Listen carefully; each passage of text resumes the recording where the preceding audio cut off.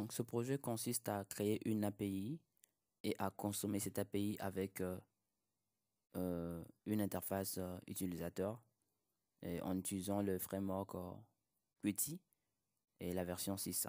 Donc, il vient avec donc le module PyQt, plutôt le module PySide 6. D'accord? Donc, vous prenez par exemple ce projet-là. Je vais rapidement entrer dedans.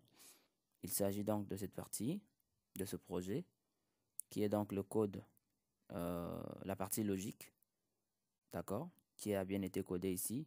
Et tout ce qui consiste, le creux de tout ça a bien été géré ici. Et nous avons également essayé de gérer les classes privées, les classes, d'accord, ces classes-là ne sont pas supposées être utilisées de manière directe par l'utilisateur. Donc maintenant, nous avons séparé la partie logique d'avec la partie interface graphique. C'est-à-dire que dans cette partie, dans AP, dans AP. Et dans cette classe-là, c'est une classe qui on va en fait va hériter de widgets, d'accord?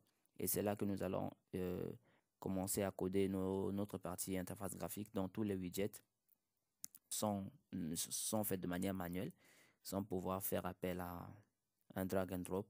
Donc, dans un premier temps, nous allons coder comme ça jusqu'à nouvel ordre.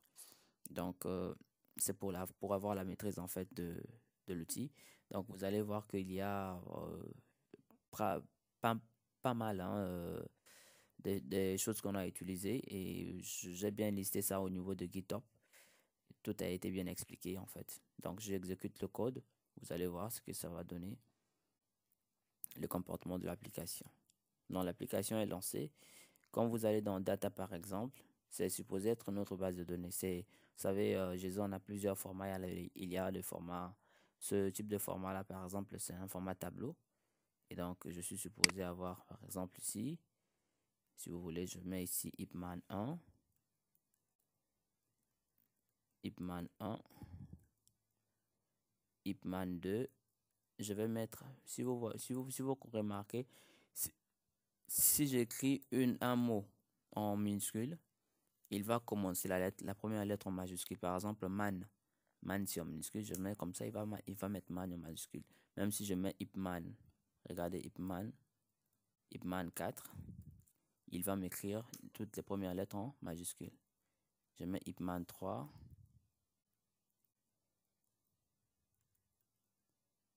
ipman 3, d'accord? Alors, qu'est-ce que j'ai remarqué? J'ai remarqué que il y a un peu d'espace entre man et 1. Je peux supprimer ça, par exemple. Voyez, vous pouvez supprimer, d'accord? Et même rajouter. Regardez le rajout, il y a deux types de rajouts. Si vous rajoutez par exemple ipman 1 par exemple, vous pouvez rajouter en cliquant sur add ou bien vous me faites directement entrer, d'accord, au niveau de line edit. Ça c'est un line edit, ça c'est un bouton.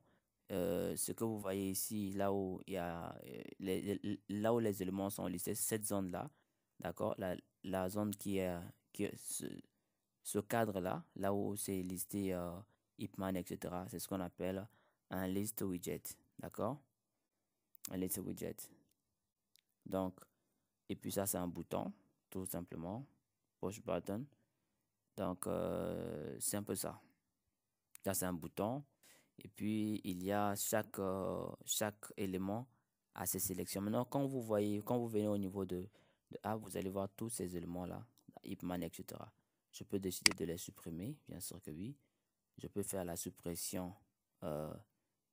Quand vous venez, j'actualise un peu, je reviens encore. Vous voyez que c'est parti. Donc là, je n'ai plus en fait ipman 1. D'accord? Je peux décider également de supprimer de façon sélective. Donc je sélectionne plusieurs lignes. Et quand je mets supprimer facilement, si j'actualise, tout c'est parti. Donc c'est un peu ça l'enjeu de l'application. Par exemple là, je mets title movie 1 title. Vous n'avez pas à vous soucier sur les premières lettres qui commencent en majuscule. Title movie 2. Vous voyez directement. c'est fait. Quand vous allez dans l'application, vous allez voir qu'en fait,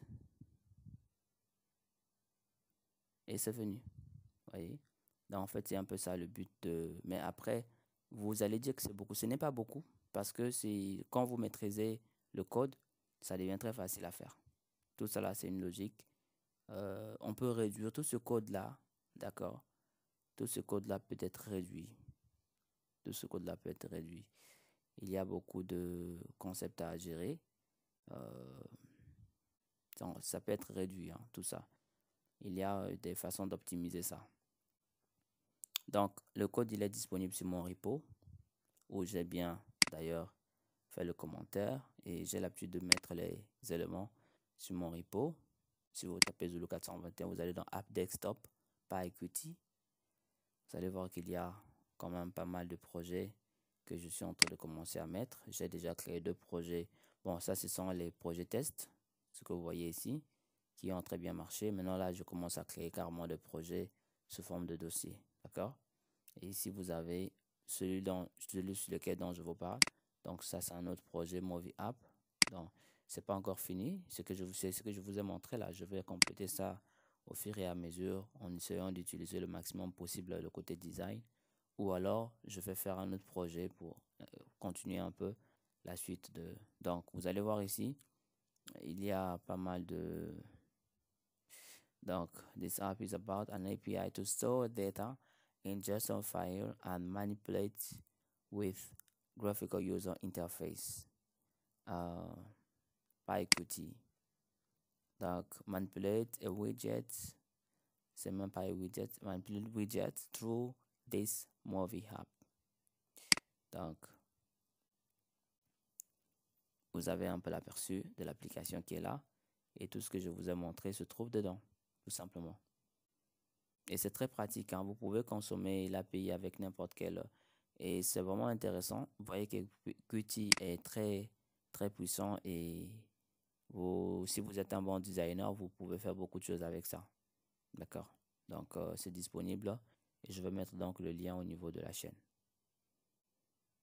Donc, juste en bas, vous allez voir le lien qui vous conduira jusqu'à ici. Vous prenez le projet, vous l'utilisez pour vous. Merci, au revoir. N'hésitez pas, je précise que n'hésitez pas. Pour la formation, vous pouvez vous inscrire pour la formation. Ceux qui veulent faire du Python orienté interface graphique ou une formation Python complète, mettez le commentaire ou bien vous allez juste appeler ou vous me contacter sur la plateforme où vous allez voir cette vidéo et puis vous serez pris en charge pour une formation accélérée en présentiel ou à distance. Cela dépendra de vous. Merci.